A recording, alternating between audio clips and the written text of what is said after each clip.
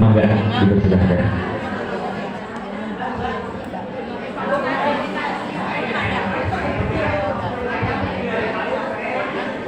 Salawat ya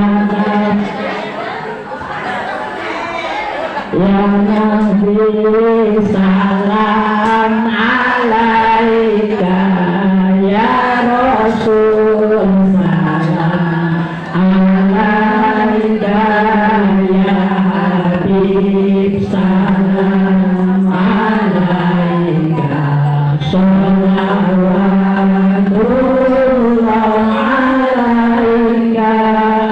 Assalamualaikum warahmatullahi wabarakatuh. Waalaikumsalam warahmatullahi wabarakatuh. A'udzu billahi minasyaitonir rajim. Bismillahirrahmanirrahim. Alhamdulillahillazi zayyana adhanal mubtadi'ina bil misal. Wassalatu ala nabiyil ladzi yajibu lahu alaina al-imtithal wa ala alihi wa ashabihi al-musufina bi ahsanil khisal wa nahnu narju bi syafa'atihim ilallahil ittisal amma ba'du. Alhamdulillah, kita panjatkan syukur terlebih dahulu kepada Ilahi Rabbi yang mana atas kudrat dan iradatnya alhamdulillah kita bisa menyelenggarakan halal bihalal SMP 22 ini. Saya mau ngomong apa ya, semua sudah beres tadi sebenarnya. Ya, sedikit tambahan ibu dan bapak sekalian. Aduh maaf jadi kaku nih ya, karena saya bingung mau bilang teman ada yang lebih tinggi ya, mau bilang adik, nah jadi kita urus saja ya. Saya mau bahas sedikit tentang tadi yang dibacakan oleh Koni ya. Beliau membacakan surah, ada yang ingat? Ada yang ingat? Ali Imran. Bukan Ali Imran ya, Ali ya. Banyak orang salah bilang Al Imran, harusnya Ali, artinya keluarga Imran. Dan Al-Quran itu beda dengan kita ya. Kalau kita nomor dulu baru kalimat. Al-Quran itu bukan kalimat dulu baru nomor. Jadi tadi bukan satu ayat. Nah, maaf ya, barangkali lupa gitu. Harus dari mulai wasyari'u ila magfiratin al-ayat. Dari sana mulai. Kurang satu ayat tadi ya. Jadi itu patokan ibu ya bagi orang yang belajar Al-Quran harus tahu. Al-Quran itu kalimat dulu baru nomor ya, jangan lupa. Yang kedua, Al-Quran itu semuanya ada 114 surah, 29 diantaranya itu dengan huruf, dimulai dengan huruf, disebut Tawatihus surah ya, kalian pernah belajar. Jadi ibu bapak sekalian, maaf nih saya terbiasa sama umumnya. Al-Quran yang 114 surat itu terbagi dua. Ada yang dimulai dengan kalimat seperti Al-Fatihah ya, langsung kalimat itu. Ada yang dimulai dengan huruf, disebut Tawatihus surah. Contohnya surah Al-Baqarah ya, Al-Imran ya, itu dimulai dengan huruf alif, lam, mim, dan alif, lam, ro ya. Itu ada aturannya cara membacanya. Insya Allah ke depan kalau kita banyak umur kita bahas itu ya. Bagaimana cara membaca huruf muqattah ya atau muqatta'ah ya. Nah, Al-Quran ini ada 4 yang dimaksud dengan Al-Quran. Pertama, Al-Quran yang ada pada zat Allah Subhanahu wa Ta'ala, itu disebut kalamullah, sifat Allah itu. Sifat berapa ya kalam? Ketiga, gelas ya. Dari mulai wujud apa lagi itu coba? Wujud dengan bakom khalafatul hawadisi qiyamuhu binafsihi wadaniyatul iradat ilmu hayat sama basar kalam qadirun muridan aliman hayan sabi sami'an basiron mutakalima. Bermanfaatnya di SSMR-nya. Kegiatan yang dilambui padahal teh wajib. Mun apa eta doa? Kak. Aduh, mudah-mudahan ayeuna sadarnya sisihkan waktu untuk mempelajari kembali ilmu tauhid. Karena ilmu tauhid ini ruhnya di dalam Islam sangat penting, sehingga tauhid ini harus dijaga. Kalau tidak, dia bisa hilang, dicuri oleh setan. Ibu ya, dengan apa menjaga tauhid? Pertama dengan sholat 5 waktu, kemudian dengan zakat, ini lapis kedua, kemudian dengan saum, lapis ketiga, dengan haji, lapis keempat. Sangat penting itu menjaga ketauhidan. Sekarang kalau ibu tidak ngerti tauhid, ibu sholat, zakat, saum, apa yang dijaga? Nggak ada esensinya itu. Maaf, saya mengingatkan barangkali lupa ya. Mungkin ini pernah diajarkan dulu, tapi karena kesibukan tadi ya jadi lupa. Jadi harus ada recharger lagi ya untuk masalahnya. Nah, Al-Quran itu tadi saya bilang ada 4 yang dimaksud dengan Al-Quran. Nggak lama punya, bentar lagi Bu ya. Karena saya sendiri hanya dikasih waktu 10 menit Bu. Jadi lurusuhan gitu. Pertama, Al-Quran yang ada pada zat Allah yang disebut apa? Kalamullah. Itu bersifat qadim, tidak ada awalnya, tidak ada akhirnya, bukan aksara, bukan suara, ya, qadim. Kemudian Allah membuat whiteboard raksasa namanya Lauhul Mahfuz. Nah, di situ ditulis segala yang akan terjadi, termasuk Al-Quran ditulis. Nah, Al-Quran yang ditulis di Lauhul Mahfuz ini ada tulisannya. Kalau dibaca ada suaranya. Ini hadis baru yang ada pada zat Allah qadim. Benar ya? Ya, saya harap ibu paham ya. Kemudian setelah ditulis di Lauhul Mahfuz, malaikat mengambil kertas, menulis, menyapu, disuruh oleh Allah. Jadi malaikat juga menulis Al-Quran. Setelah para malaikat beres menulis, kemudian Al-Quran tulisan malaikat disimpan di suatu tempat namanya Baitul Izzah. Apa Bu? Baitul Izzah artinya ruang perpustakaan. Itu satu tempat yang ada di langit pertama yang bisa kita lihat Bu ya. Di situ ada bangunan namanya Baitul Izzah, tempat penyimpanan Al-Quran. Nah, peristiwa turunnya malaikat membawa masa Al-Quran ke Baitul Izzah itu disebut nuzulul Quran. Itu sekaligus ba'atan wahidatan. Jadi ada 3 ya. Pertama Al-Quran yang ada pada zat Allah, kedua yang ditulis di Lauhul Mahfuz, ketiga yang disimpan di Baitul Izzah, keempat yang kita baca Al-Quran mazhab Utsmani. Jadi jika ibu-ibu ditanya tentang Al-Quran, jawabannya ada 4 yang dimaksud dengan Al-Quran. Pertama yang ada pada zat Allah, itu kalamullah ya, itu bersifat qadim.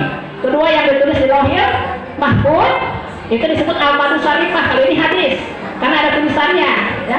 Cuma di Lauhul Mahfuz itu tidak pakai harakat, jadi Arab dulu Bu ya. Itu dari mulai basmalah sampai Anas, dan tidak ada nomor ayat yang di Lauhul Mahfuz Bu ya. Kemudian malaikat menyalin, dan salinan malaikat disimpan di Baitul Izzah ya. Ketika malaikat Jibril diberi tugas untuk memberikan wahyu, beliau masuk dulu ke Baitul Izzah, membaca dulu ayatnya sampai 3 kali. Bukan berarti malaikat tidak hafal, tapi karena takziman terhadap Al-Quran, memuliakan Al-Quran. Setelah itu baru turun dari Baitul Izzah itu lurus Bu.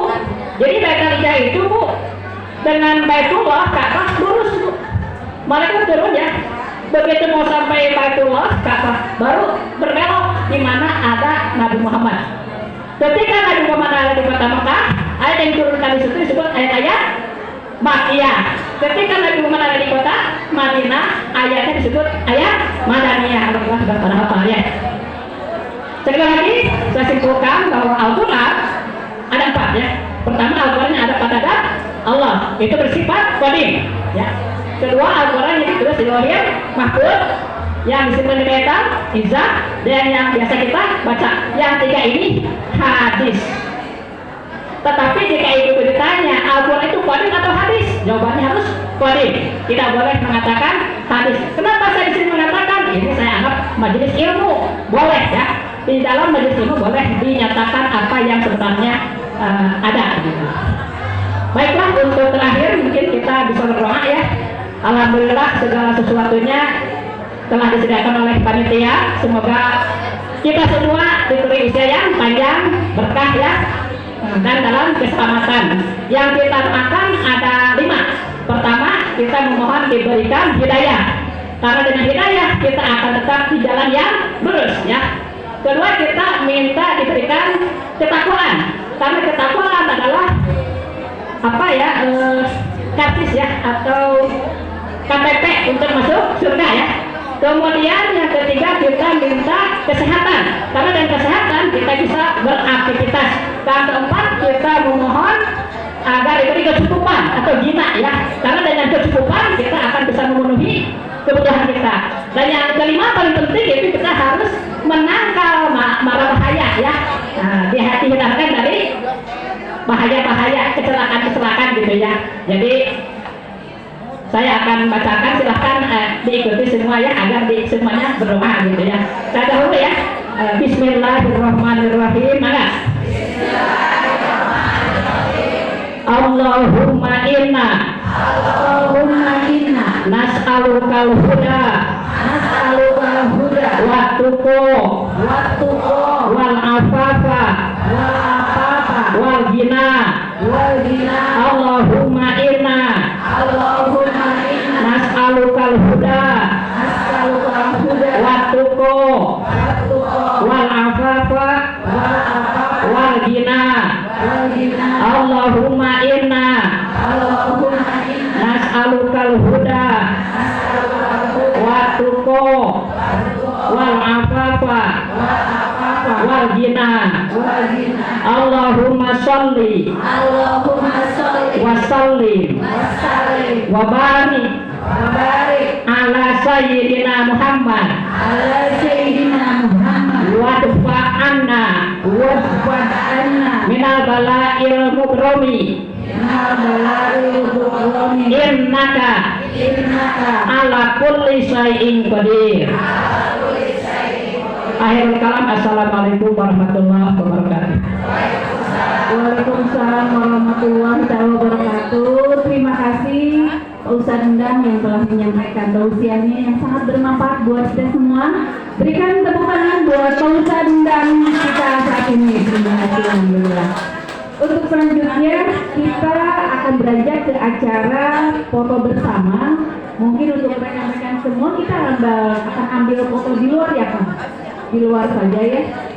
Baik. Sebentar. Boleh keluar semuanya biar mempercepat waktu acara, biar ini silahkan untuk keluar, kita berfoto. Hai Aris, berfoto bersama. Untuk semuanya akan PP, kita sekarang akan melakukan session foto bersama. Silakan untuk membawa barisannya, bawa perangkatan kainnya, kalau mau dicampur juga boleh, silakan untuk dirapihkan. Yang bisa mulai out atau ini bagaimana, silakan saya arahkan kepada fotografernya Kang Heribul. Silakan kita lakukan untuk acara foto bersama. Silakan akan PP untuk bergabung. Mungkin nanti ada posisi yang paling depan, yaitu mungkin bagian duduk atau jongkok. Kemudian step selanjutnya silakan untuk di mangga, dari perangkatan mangga. Oh ya, boleh untuk langkah di awal boleh perangkatan dulu, nanti berbaris setiap angkatan. Nanti untuk selanjutnya next ada pokok yang berbarengan membaur ya. Ya satu. Boleh ambil barisan aja. Tunggu deh tuh. Perangkatan dulu ya, silakan perangkatan, misalkan barisan sebelah sini. Mencampur aja. Oh ya, boleh.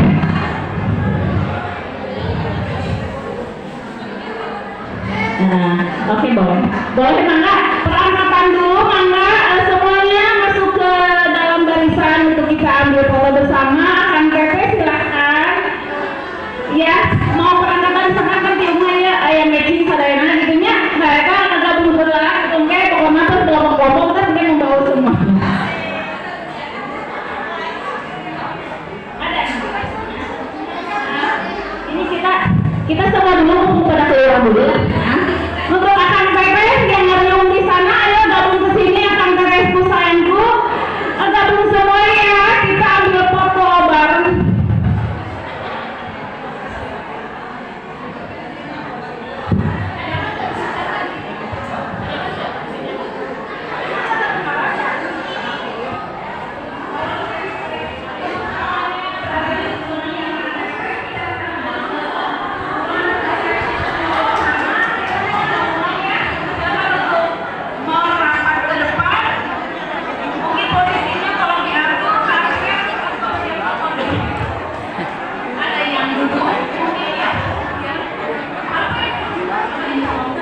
Bila risaha.